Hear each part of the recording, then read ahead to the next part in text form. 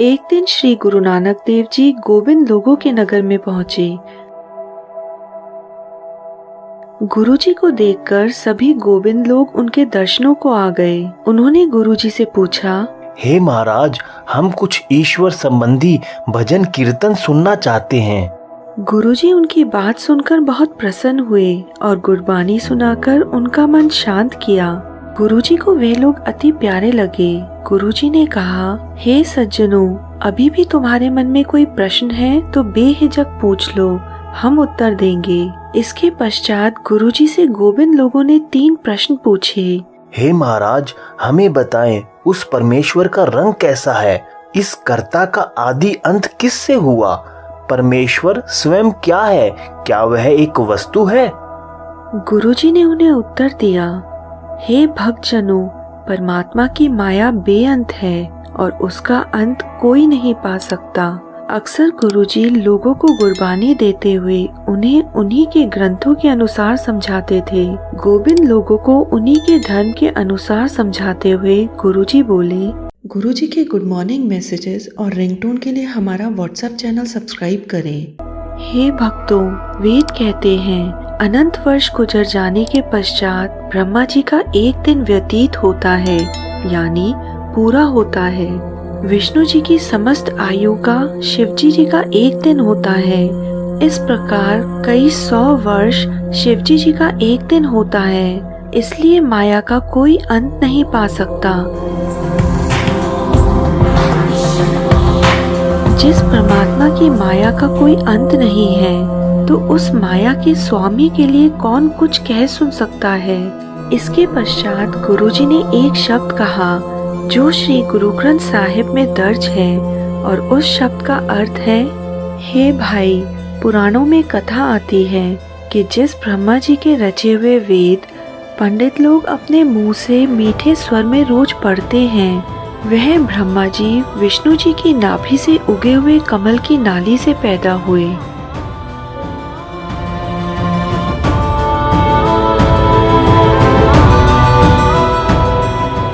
और अपने जन्मदाता यानी विष्णु जी का कुदरती अंत ढूंढने के लिए उसी नाभि से निकली नाली में चल पड़े, जिसके माध्यम से वह पैदा हुए थे।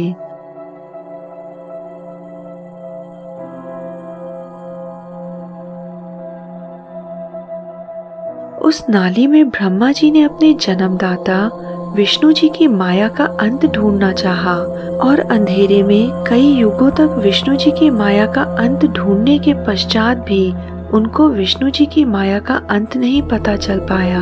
वह प्रभु इतना बड़ा है कि सूरज और चंद्रमा उसके त्रिलोक में मानो छोटे छोटे दीपक ही हैं। सारे जगत में उसी की ज्योति फैली हुई है। जो मनुष्य गुरु की बताई राह पर चलते हैं, उन्हें प्रभु दिन रात मिलते हैं और वह मनुष्य पवित्र जीवन वाला हो जाता है। परंतु जो मनुष्य गुरु के पीछे ना चलकर अपने मन के पीछे चलते हैं, उनकी जिंदगी की रात अज्ञानता के अंधेरे में बीतती है। बड़े बड़े योगी कठोर समाधि लगाते हैं और वह मन को जीतने का प्रयत्न करते हैं, परंतु वह अपने अंदर जो ज्योत है उसे कठोर समाधि लगाने के पश्चात भी जान नहीं पाते, उसे देख नहीं पाते।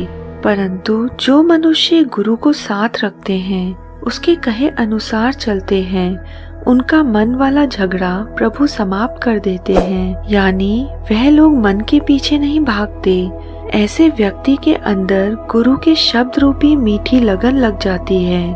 उसके अंदर परमात्मा की ज्योति जल जाती है। हे नानक, अरदास कर रहे देवताओं और मनुष्यों के पति, हे योनि रहित प्रभु, अटल महल में टिके रहने वाले अपार प्रभु, जगत के जीवन मुझ पर मेहर कर, ताकि मुझे इस अडोलता में निवास मिले। मुझ पर मेहर की नजर कर, ताकि मेरा बेड़ा पार हो जाए। हम यहाँ पर आपको क्लियर कर देना चाहते हैं कि श्री गुरु ग्रंथ साहिब में काफी जगह पर हिंदू देवी देवताओं का नाम लिया हुआ है, पर जहाँ कहीं भी वह नाम लिया गया है, वह किसी न किसी वजह से है।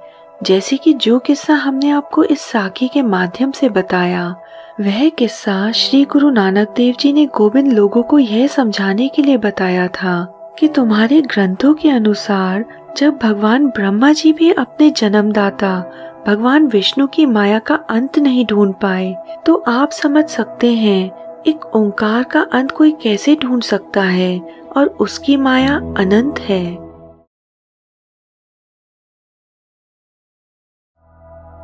हमसे कई बार यह प्रश्न पूछा गया है कि क्या श्री गुरु नानक देव जी भगवान विष्णु के अवतार हैं?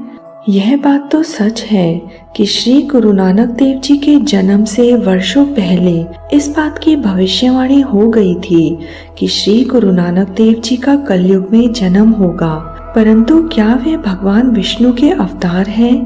आज हम इसी विषय पर आप लोगों को उत्तर देने जा रहे हैं। कोई भी निष्कर्ष लेने से पहले कृपया करके वीडियो को अंत तक देखें। श्री गुरु नानक देव जी और हिंदू देवी देवताओं के बारे में श्री गुरु ग्रंथ साहिब अंक 1389 और 1390 में लिखा है। इस प्रश्न का जन्म इसी वाणी से होता है। आइए जानते हैं कि इस वाणी में ऐसा क्या लिखा है। गुरुजी कहते हैं, उस अकाल पुरख को एकाग्र मन से सिमरन करके जो बख्शीशें करने वाला है, जो संतों का आसरा है और जो सदा हाजिर नाजर है, मैं उसके चरण अपने हृदय में बसाता हूँ और इनकी इनायत से परम सती गुरु नानक देव जी के गुणों को गाता हूँ। मैं उस परम गुरु नानक देव जी के गुण गाता हूँ जो पापों को दूर करने वाला है और जो वाणी का श्रोत्र है। गुरु नानक देव जी को जोगी जनगम ध्यान धर के गाते हैं, और वह लोग गाते हैं जो गंभीर हैं, जो धैर्यवान हैं और जो ऊंची मति वाले हैं। जिस गुरु नानक ने आत्मिक आनंद जाना है, उसको इंद्र आदिक और प्रहलाद आदि भक्त गाते हैं। कल्य कवि कहता है, मैं उस गुरु नानक देव जी के सुंदर गुण गाता हूँ जिसने राज और जोग पाया है, भाव जो गृहस्थी भी है और साथ ही माया से उपराम होके हरि के साथ जुड़ा हुआ है। अब यहाँ पर यह बात सोचने की है कि भगत प्रहलाद भगवान विष्णु के परम भक्त थे, और वाणी में कहा गया है, जिस गुरु नानक में आत्मिक आनंद आता है उसे इंद्र और भगत प्रहलाद गाते हैं। जो गुरु नानक हरि के रस में भीगा हुआ है, जो गुरु नानक हर प्रकार की शक्ति वाला है, उसको जनक आदि बड़े बड़े जोगियों समेत गाते हैं। जिस गुरु नानक को माया नहीं छल सकी, उसको ऋषि गाते हैं। सनक आदिक साधु और सिद्ध आदि गाते हैं। जिस गुरु नानक ने भक्ति वाले भाव द्वारा हरि के मिलाप का आनंद जाना है, उसके गुणों को धोमो ऋषि गाता है, ध्रुव भक्त गाता है। कल्य कवि कहता है, मैं उस गुरु नानक के सुंदर गुण गाता हूँ जिसने राज और जोग पाया है।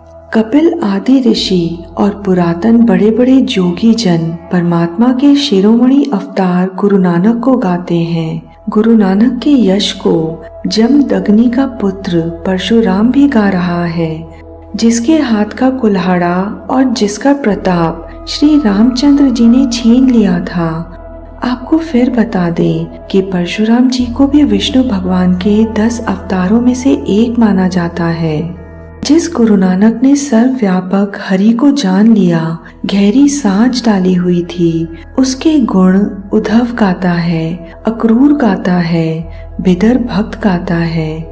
कल्य कवि कहता है, मैं उस गुरु नानक का सुंदर यश गाता हूँ जिसने राज और जोग दोनों माणे हैं। चारों वर्ण 6 भेद गुरु नानक के गुण गा रहे हैं। ब्रह्म आदिक भी उसके गुण याद कर रहे हैं। शेषनाग हजारों जीवों द्वारा एक रस लगन की धुनी लगा के गुरु नानक के गुण गाता है।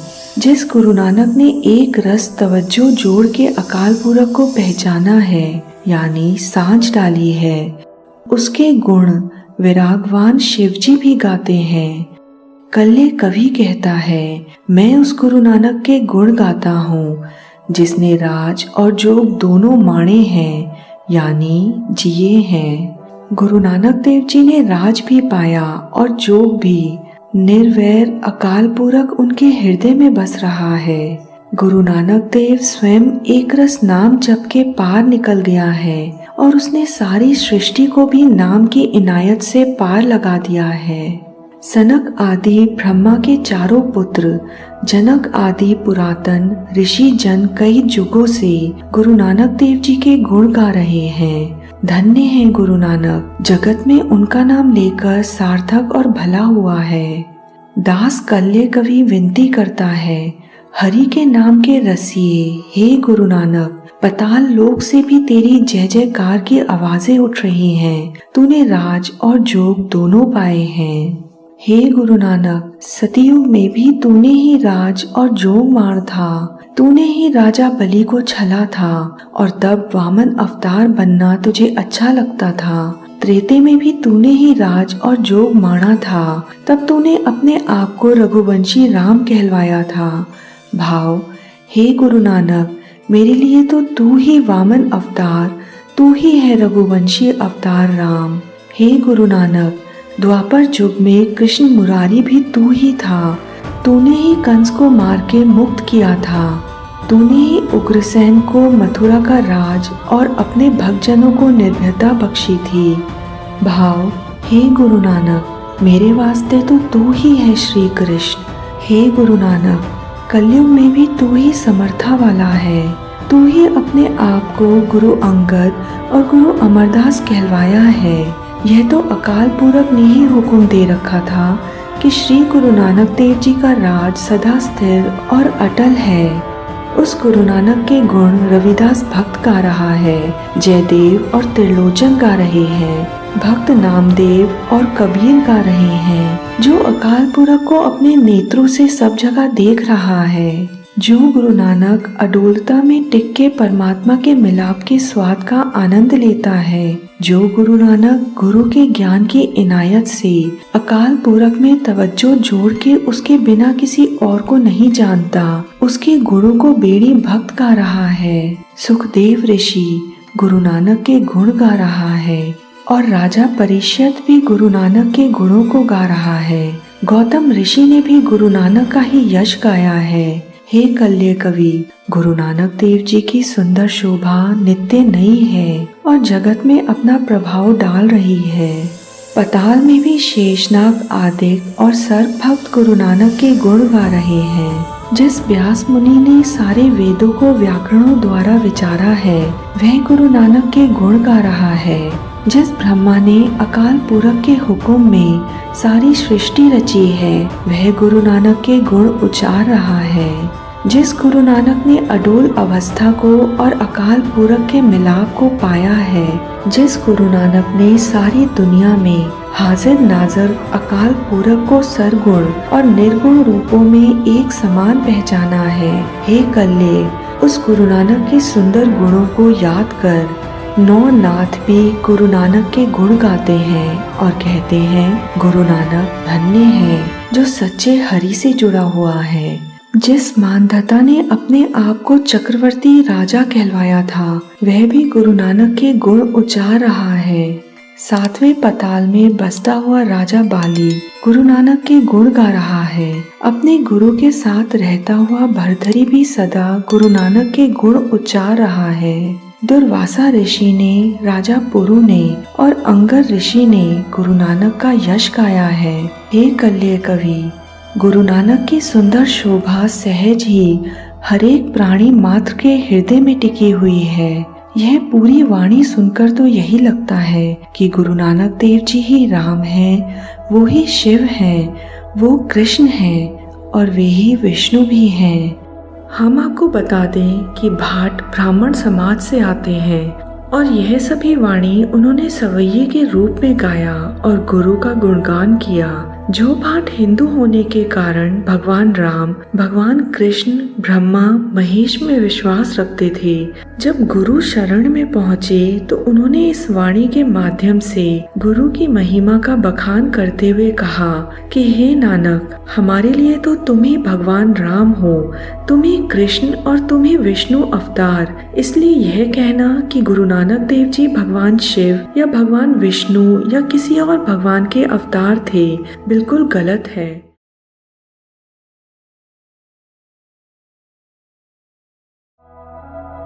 महादेव जिन्हें शिव के नाम से जाना जाता है, एक प्रमुख हिंदू देवता है और त्रिमूर्ति ब्रह्मा, विष्णु और महेश का एक पहलू है। महादेव को महादेव, नीलकंठ, विश्वनाथ आदि जैसे विभिन्न नामों से जाना जाता है। हिंदू धर्म की शैव परंपरा में महादेव को सर्वोच्च देवता के रूप में देखा जाता है। अघोरी, गोरखनाथ, जोगी आदि महादेव के अनुयायी हैं। सिख महादेव को भगवान के रूप में नहीं पूजते। सर्वोच्च शक्ति भगवान के अलावा किसी अन्य की पूजा करना सिख धर्म में वर्जित है। श्री गुरु ग्रंथ साहिब में महादेव के बारे में कई उल्लेख मिलते हैं। सिख धर्म कहता है कि महादेव को भी ईश्वर ने बनाया है। सिख धर्म केवल एक ईश्वर की पूजा करने का निर्देश देता है और कोई नहीं। सिख महादेव जैसे किसी भी देवता की पूजा नहीं करते।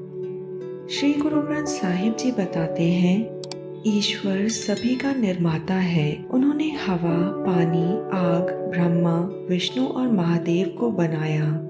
यह शब्द श्री गुरु ग्रंथ साहिब जी अंक 504 में दर्ज हैं। उन्होंने ब्रह्मा, विष्णु और महादेव को बनाया जो उनकी इच्छा के अनुसार कार्य करते हैं। यह शब्द श्री गुरु ग्रंथ साहिब जी अंक 948 में दर्ज है। अनगिनत लाखों अन्य भक्ति का प्रदर्शन भगवान के नाम की एक भक्ति के बराबर भी नहीं है। यह शब्द श्री गुरु ग्रंथ साहिब जी अंक 1163 में दर्ज है। जो लोग महादेव और ब्रह्मा की सेवा करते हैं वह ईश्वर की सीमा नहीं पा सकते। यह शब्द श्री गुरु ग्रंथ साहिब जी अंक 516 में दर्ज है। जो भगवान के बदले किसी और की सेवा करते हैं वे मोक्ष को प्राप्त नहीं कर सकते। मोक्ष केवल भगवान द्वारा प्रदान किया जाता है। सभी को एक भगवान की सेवा करनी चाहिए जिसने ब्रह्मा, विष्णु और महादेव को बनाया। हे नानक, एक सच्चा भगवान स्थायी और स्थिर है। वह मरता नहीं है और वह पैदा नहीं होता है। यह शब्द श्री गुरु ग्रंथ साहिब जी अंक 1130 में दर्ज है। भगवान की आज्ञा से ब्रह्मा को शरीर प्राप्त हुआ।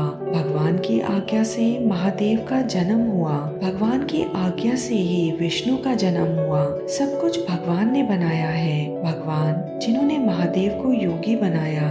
भगवान जिन्होंने ब्रह्मा को वेदों का राज्य दिया। ईश्वर जिसने पूरे ब्रह्मांड को आकार दिया है, जिसे हम प्रणाम करते हैं। वे मानते हैं कि महादेव ही भगवान है। वे सर्वोच्च आदमी भगवान से अनजान है। यह शब्द बंटी चौपी साहिब में दर्ज है। सिख धर्म मूर्ति पूजा न करने और भगवान के अलावा किसी और की पूजा न करने का निर्देश देता है। श्री गुरु ग्रंथ साहिब जी सिखों का पवित्र ग्रंथ है। सिख सम्मान की निशानी के रूप में गुरुद्वारे में श्री गुरु ग्रंथ साहिब जी के सामने अपना सिर झुकाते हैं, लेकिन सिख शास्त्रों की पूजा नहीं करते। गुरुजी सिखों के आध्यात्मिक गुरु हैं और ईश्वर से मिलने का मार्ग बताते हैं। श्री गुरु नानक देव जी निर्देश देते हैं कि मूर्ति पूजा किसी को मोक्ष की ओर नहीं ले जाएगी। पत्थर की मूर्तियों की पूजा करने से भगवान से मिलने में मदद नहीं मिलेगी। श्री गुरु नानक देव जी ने कहा कि सिखों के लिए गुरु ही महादेव हैं। गुरु विष्णु और ब्रह्मा हैं। गुरु पार्वती और लक्ष्मी है। महादेव ब्रह्मा और सौंदर्य की देवी सदा अलंकृत गाते हैं।